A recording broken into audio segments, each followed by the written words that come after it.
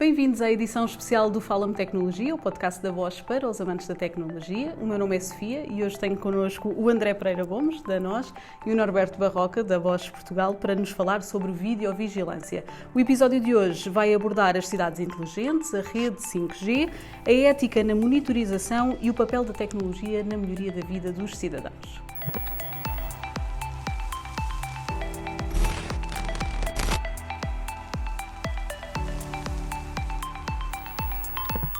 Vou começar pelo André, que faz parte da área de desenvolvimento de negócio 5G da NOS, para nos explicar de uma forma genérica o que é isto do 5G. Muito bem. O 5G, antes de mais, muito obrigado pela oportunidade para estar aqui, é um prazer. De resto, até já acompanhava o podcast, portanto, parabéns também por tudo o que aqui fazem. Obrigada. E, em particular, falar sobre o 5G e de que forma é que o 5G pode alavancar esta temática da videovigilância no contexto das Smart Cities. Portanto, o 5G é, naturalmente, a quinta geração, ou mais uma evolução da conectividade móvel, mas com muitas valências para além daquilo que tipicamente é falado, que é mais velocidade. Não é apenas maior velocidade, ou seja, também existe, naturalmente, maior velocidade, portanto, é o jogo que descarrega mais rapidamente, a aplicação que descarrega mais rapidamente, mas também há um conjunto de outras funcionalidades bastante interessantes ou características da rede que são fundamentais para alavancar todas as temáticas relacionadas com sensorização nas cidades inteligentes, inclusivamente com a questão da videovigilância, que são elas. A questão da massificação, portanto, permite um número muito superior de dispositivos conectados em simultâneo.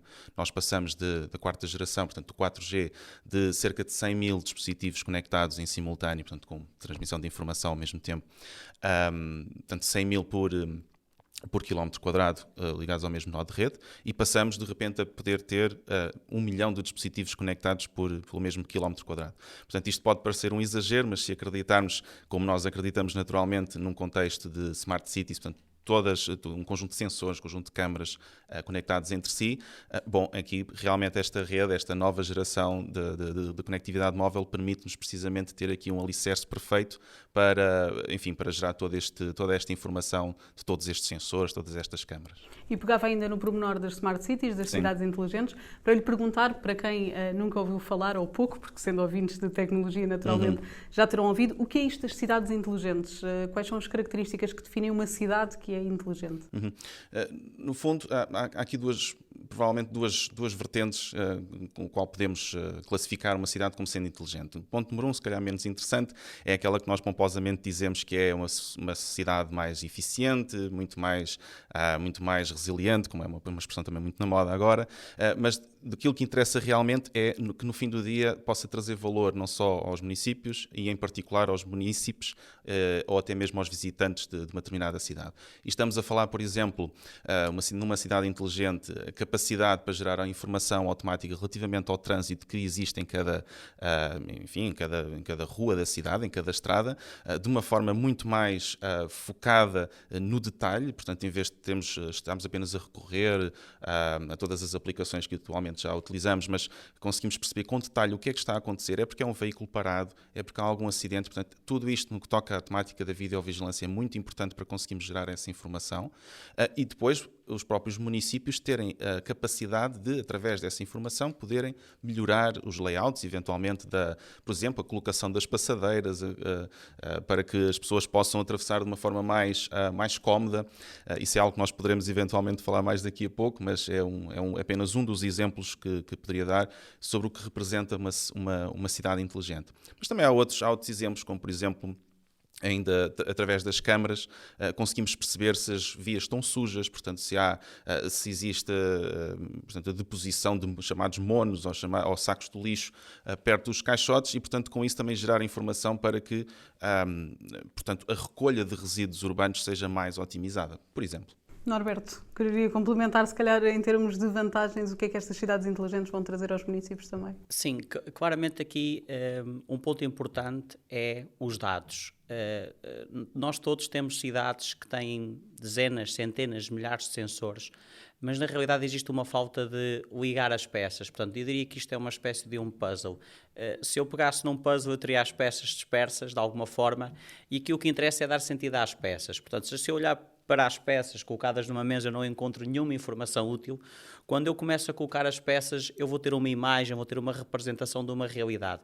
Um exemplo que o André deu, e foi fantástico, é que claramente nós vemos aqui em Lisboa, como noutras cidades, uma tendência um tanto ou quanto interessante, que é colocam passadeiras. E depois vemos que as pessoas não passam nessas passadeiras e passam exatamente ao lado.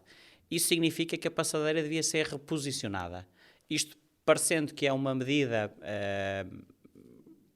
que por alguma razão fará mais ou menos sentido, na realidade, se isso diminuir os acidentes que nós temos, então isso é uma boa medida. E, portanto, depois existirão outras que é, como nós sabemos, os recursos dos municípios também são de alguma forma limitados. Portanto, eles têm um conjunto de pessoas que cumprem um conjunto de tarefas. Ora, se essas pessoas conseguirem fazer essas tarefas a bem do município de uma forma mais eficiente, então há um maior ganho. Por outro lado, quando não há dados e quando é feito o investimento, muitas vezes nós dizemos que esse investimento é um investimento invisível. Eu vou dar um exemplo. Se nós investimos numa rede 5G numa cidade para melhorar o access point ou a internet dos turistas que vêm visitar uma determinada cidade, todos ficarão bastante agradados com isso. Mas depois, se calhar, a maioria dos portugueses, como não está a fazer turismo, não tem essa noção. E, portanto, isso é aquelas coisas invisíveis que até, de alguma forma, aproximam as pessoas que nos visitam dos municípios, das cidades, dos países.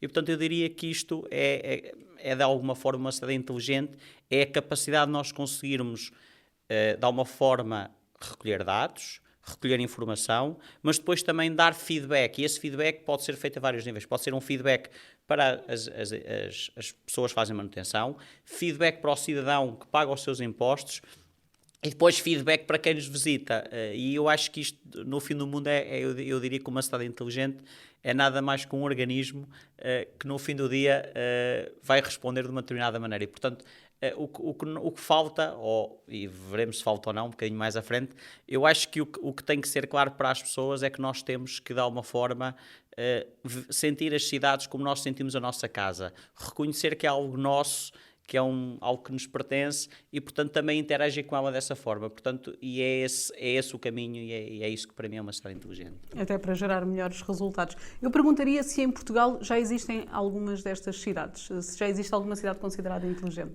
Já, eu diria muitas. Portanto, como, por exemplo, vamos nomear algumas? Vamos passar aqui por partes. Existe a Almada, que tem a primeira praia 5G. Existe a Câmara do Porto, que tem sistema de prioridade semafórica, de acordo se é um autocarro ou o que seja. Nós temos Mafra, que há um controle semafórico para evitar que, quando há um cruzamento, a gente não esteja horas e horas à espera quando não está ninguém que queira atravessar a estrada. Portanto, nós poderíamos avançar. E, portanto, os casos de uso são os mais variados. Eu, por exemplo, se nós formos para Famalicão, existem sistemas de detecção de fumo e fogo.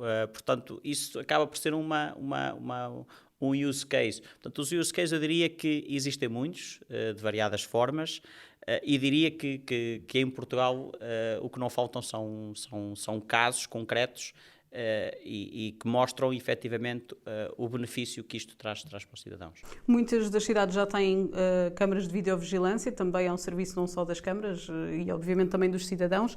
Quais são as vantagens desta videovigilância? E depois falaremos de dados, naturalmente, porque está implicado na videovigilância, mas quais são as vantagens desta videovigilância em algumas cidades? Muito bem. Eu não gosto muito do termo videovigilância e também não gosto muito do termo câmaras, de uma forma bastante aberta. Eu gosto mais do termo sensor de vídeo, porque nós olhamos muito sempre daquela forma que a videovigilância de alguma forma vai invadir a privacidade. Portanto, não é disto que se trata. O contexto da videovigilância serve para uma polícia municipal, por exemplo, vamos imaginar esta situação, porque as situações boas. Um miúdo está a atravessar uma passadeira e é atropelado. É preciso chamar o 112. Ora, se não estiver ninguém a observar aquela situação, provavelmente vai haver um atraso no socorro. E, portanto, o vídeo, a visualização do momento através da imagem, tem essa benesse. Por outro lado, também há sistemas, vou dar um exemplo, sistemas de passadeiras inteligentes, que utilizando sensores de vídeo não utilizam a imagem. Portanto, a câmara tem métricas que, se alguém se aproximar, vai atuar sobre um sinal luminoso e mudar a cor de verde para vermelho, alertando o carro que alguém está-se a aproximar. Portanto, o que eu diria é que nós não podemos olhar para o vídeo, nós temos que ver isto como um sensor. Eu faço um bocadinho um paralelismo. Eu acho que hoje em dia toda a gente quer ter um carro com câmara de marcha atrás. E provavelmente ninguém queria ter espelhos retrovisores e gostava de ter câmaras embutidas no chassi, porque o retrovisor provavelmente um dia vai partir e, portanto, é mais um custo. E as pessoas utilizam isso no dia-a-dia e veem isso como uma benesse, e depois, quando se fala da videovigilância, dá a sensação que que entramos aqui na falta de privacidade ou de alguma forma há aqui uma vontade de ultrapassar essa barreira e, na realidade, ela não existe. Portanto, não é isso que ocorre. Os sistemas estão feitos essencialmente para a proteção de pessoas e bens, portanto, garantir uma resposta rápida e, por outro lado, os sistemas mais evoluídos, esses então nem necessitam de vídeo para dar essa informação necessária. Portanto, pode ser só um sistema de alarme ou de alerta que vai de alguma forma informar as forças policiais, os municípios, as equipas de manutenção de um caso real que necessita de uma atenção especial. Portanto. Mas é fácil pensar que na opinião pública existe aqui uma linha muito ténue entre um Big Brother e a segurança efetiva das pessoas, não é? É verdade, eu compreendo isso, portanto, eu também sou, de alguma forma, alguém que promove esse tipo de soluções e, por outro lado, alguém que tem que conviver com elas. Portanto, mas também é para isso que a lei serve, porque as leis também servem para reger o que é que nós podemos fazer e, claramente, a nível europeu, com a Lei de Proteção de Dados, com um conjunto todo de mecanismos que estão criados, eu diria que ninguém tem nenhuma intenção relativamente a passar a barreira da privacidade e o único propósito das empresas que colaboram em ecossistema é, efetivamente, dar melhores cidades às pessoas e dar mais informação, porque aquilo que vai definir o futuro é depois como nós iremos tratar ou não a informação e como é que nós vamos juntar essas peças. André, imagino que esta questão da segurança também seja o outro lado da moeda que também a nós tem que considerar, não é? Sim, seguramente. E concordo em absoluto com aquilo que o Norberto indicou e, em boa verdade, é efetivamente um termo que nós utilizamos com maior frequência, é sensor de imagem ou de vídeo e não propriamente de câmaras, mas para que se faça entender, realmente os sensores de imagem o que acabam por obter é um conjunto de informações para além da videovigilância pura e dura, até porque uma oferta de videovigilância para os municípios pode não ser o propósito do município. Portanto, o município pode, por exemplo, não ter nenhuma situação de vandalismo, nenhuma situação de violência, mas pode, por exemplo, ter, como tem o caso do Barreiro, e aliás aproveito para dizer que é também um município ou uma cidade já inteligente também, também a quanto da inauguração do 5G da NOS no município do Barreiro, nós temos uma solução, com tecnologia Bosch, numa das avenidas, a contar o número de veículos que passam e até de classificá-los pela sua tipologia e a gerar essa informação ao longo do tempo. Com isto conseguimos perceber também os autocarros que vão passando, perceber se estão à hora certa ou se não estão à hora certa, quantas pessoas passam de um lado para o outro na passadeira, quantas pessoas utilizam, portanto, a zona pedonal mais junto à zona ribeirinha, e se nós quisermos fazer aqui uma analogia ou uma extrapolação, por assim dizer, nós conseguimos pegar nesta informação ou até gerar outro tipo de informações que para, por exemplo, perceber se uma ciclovia é ou não útil em determinada zona da cidade, em vez de estarmos apenas a fazer um exercício de adivinhação, dizer, ok, realmente eu vejo aqui 1 ou 2 ciclistas a passar, mas não estamos lá a contar os ciclistas ao longo do dia inteiro. Se calhar há alturas períodos do dia em que aquela ciclovia é mais utilizada. E, portanto, o que eu quero dizer com isto é que apenas a questão da videovigilância pode ser, de certa forma, redutora, porque nós estamos a falar aqui algo que tem muito mais potencial e pode até o vídeo não ser usado, mas o que é usado são sim os dados gerados a partir do vídeo. Mas, naturalmente que, não obstante todas estas temáticas, a garantia da segurança das pessoas, o cumprimento das normas RGPD, estão sempre garantidas em todos os projetos que a nós faz e seguramente os projetos que a nós faz também incorpora a tecnologia Bosch e, portanto, estamos no mesmo, estamos alinhados. É importante haver um plano, acima de tudo, para o grande objetivo que as câmaras ou eventualmente as empresas querem atingir com esta questão do 5G, da videovigilância? É importante estruturar qual é o objetivo da recolha desses dados? Sim, porque por vezes o que acontece é que nós, quando fazemos ações de campanha, ou quando os municípios vêm ter connosco para nos perguntar o que é o 5G, que tipo de tecnologias é que nós conseguimos, ou que tipo de soluções é que nós conseguimos ter com o 5G, por vezes nós começamos a falar de uma miríade de casos. Temos casos de realidade aumentada, casos de realidade virtual, sensorização IoT, videovigilância ou sensores de imagem para monitorização do tráfego e, portanto, o que acaba por acontecer é, por vezes, há uma dispersão daquilo que é o foco e nesse aspecto nós temos que fazer um trabalho muito planeado junto do município para perceber quais são as necessidades, quais são as respostas que o município precisa de dar e, portanto, qual é que é a melhor tecnologia que, neste caso a nós e em parceria com a Bosch, naturalmente, pode fornecer ao município para servir o propósito e resolver aquilo que nós vulgarmente designamos por regra dos 80-20, que é com 20% do esforço conseguimos resolver 80% dos problemas. E com base nisso, depois vamos fazendo os chamados POCs, provas de conceito, vamos medindo resultados, podemos ou não realinhar as expectativas ou realinhar a forma como nós estamos a abordar o problema, mas sempre com o objetivo de cumprir com o objetivo que nos propomos. Norberto, existem clientes que pensam se calhar mais em implementar a tecnologia do que propriamente no que ela vai servir, digamos assim. Há clientes mais interessados em quererem usar o 5G, mas ainda não saberem muito bem. Eu diria que atualmente é um bocadinho o oposto. Os clientes atualmente são clientes bastante bem informados e sabem bastante bem o que querem. E um cliente hoje em dia, quando investe, não investe para o imediato. Às vezes parece-me sempre aquela sensação que nós temos aqui um kitzinho e este kit vai resultar. Os clientes não procuram isto. Os clientes procuram soluções de alto débito, de baixa latência, altamente interconectáveis e com uma possibilidade imensa de recolha de dados que depois permite otimizar os processos. Portanto, eu diria que este é o principal foco de um cliente final. Hoje em dia um cliente final tem acesso a tanta informação. A informação hoje em dia também é tanta. Nós próprios, quando queremos procurar um produto, encontramos se calhar 30 ou 40 ou 50 soluções e encontrar a melhor solução que serve àquele propósito também não é tarefa fácil. Portanto, eu diria que isto é o que de alguma forma, hoje em dia pode deixar de alguma forma um cliente final confuso. Portanto, o cliente final quer ter a certeza que o que investir agora é um bocadinho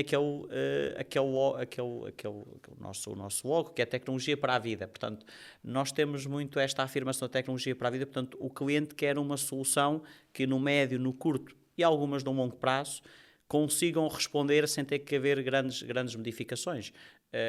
Por exemplo, uma câmara por si só que dá vídeo não é um produto interessante hoje em dia. Porque hoje em dia há câmaras de 50 mil fabricantes.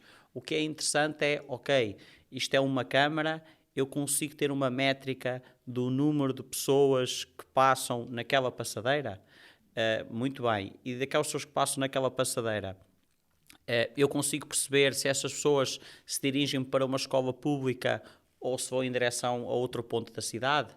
E é isso que interessa, porque no final é essa informação que vai permitir aos municípios também acautelar os seus investimentos. Não é só o investimento na solução, é o investimento em todo o município, na cidade propriamente dito.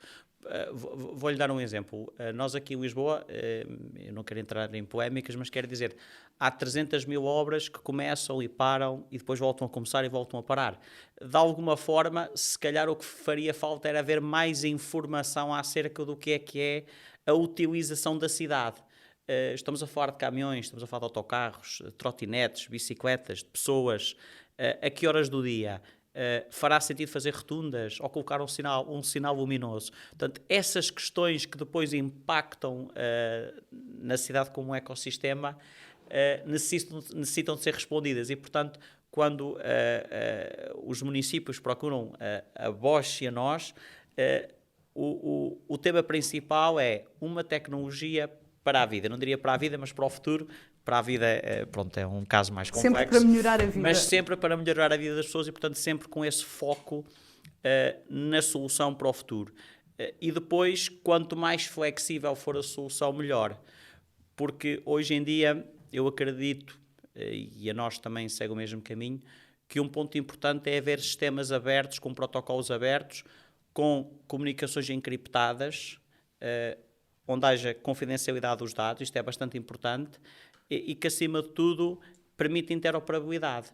Porquê? Porque se eu viver sozinho no meu mundo e não falar com pessoas, portanto, eu também não vou ter uma relação social. Portanto, eu diria que também faz falta de todos os sensores terem um modo aberto, um modo standard de comunicar, para permitir também uma melhor sinergia entre os diferentes sensores e até entre as diferentes camadas de aplicação, a própria rede. Portanto, isto são temas bastante importantes para um cliente final.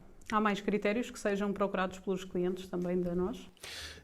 Sim, mas seguramente são mais ou menos são baseados naquilo que o Norberto também já explicou, mas tem que ver com aplicar a tecnologia não apenas pela tecnologia em si, portanto, não é apenas para dizermos, olha, implementámos isto e agora o que é que fazemos. Portanto, nota-se que há sempre a necessidade de perceber quais são os frutos que eu posso tirar daqui, não é? Quais são realmente as vantagens que eu posso tirar ou qual é o partido que posso tirar destas dos dados que possam ser gerados pelos sensores, ou pelos sensores de imagem, ou sensores de rega inteligente, por exemplo.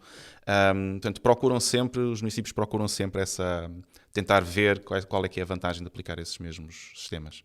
Eu pergunto a ambos, o 5G é uma coisa que sabemos que não está implementada na totalidade, não é? É um caminho que estamos a percorrer, mas estará o país preparado para receber este volume de conectividade ou ainda há muito para fazer a nível de cobertura, de velocidade, de qualidade? Não, seguramente que há muito para fazer e a nós tem, como já que estamos numa de slogans também, a nós tem o slogan de faz o que ninguém fez e, portanto, o que estamos a fazer neste momento é um reforço sempre constante da cobertura a nível de Portugal, não só no território continental, mas também nas ilhas. Qualquer das formas, a nós é dos principais players do setor das telecomunicações, é o que tem maior espectro, isso ficou patente no processo de leilão do 5G e, para além disso, é considerada por vários prémios sucessivos a melhor rede, a rede mais robusta de 5G em Portugal. Obviamente que não ficamos por aqui, não ficamos satisfeitos e estamos sempre num contínuo melhoramento daquilo que é o 5G em Portugal, naturalmente. Norberto, futuro da videovigilância, o que é que podemos esperar? Tendências de mercado? Bom, o futuro da videovigilância, eu costumo brincar um bocadinho com isto. Eu acredito que dentro de 5 anos, talvez 10 anos, nós entraremos um bocadinho no mundo do Minority Report. Se já viram o filme, eu recomendo que toda a gente veja o filme para depois perceber o que é que aí vem. A Bosch realmente, atualmente, a divisão de Building Technologies tem um slogan ou uma forma de informar ao mercado o que é que está a fazer e o nosso slogan é The Power to Predict. Nós atualmente temos redes neuronais pré-treinadas pela própria Bosch, com índices de fiabilidade nunca antes vistos, e o próximo passo será detectar alguns acontecimentos antes de acontecerem. E isto é um game changing. Porquê? Porque muitas vezes acontece que algumas coisas podiam ter sido pré-detectadas e não são, e com base no comportamento nós vamos conseguir de alguma forma dar essa informação. Se vocês pensarem um bocadinho o que é uma imagem para a Bosch, eu diria que a imagem para a Bosch é uma base de dados, em que nós temos um conjunto de pixels a mover-se, ou pixels estáticos, e nós, à medida que a tecnologia vai evoluindo, nós conseguimos extrair mais e mais informação dessa base de dados. Portanto, eu diria que o que podemos falar da próxima videovigilância são os temas mais avançados, vão começar a aparecer soluções preditivas, que vão, de alguma forma, tentar dar pré-alertas antes de determinadas situações acontecerem. Portanto, se eu vir um determinado comportamento de tráfego, poder prever que vai haver uma batida entre carros naquela zona, porque é uma coisa previsível, e isso também vai ajudar a fazer um melhor planeamento. Portanto, eu diria que o passo seguinte é o prever, e também há algum caminho que tem que ser feito através da atuação. A atuação é muito importante. Nós atualmente, eu diria que também um dos problemas que as cidades enfrentam é a questão de diminuir os custos energéticos. A otimização desse recurso escasso, que é a energia, também tem que ser de uma forma pensada.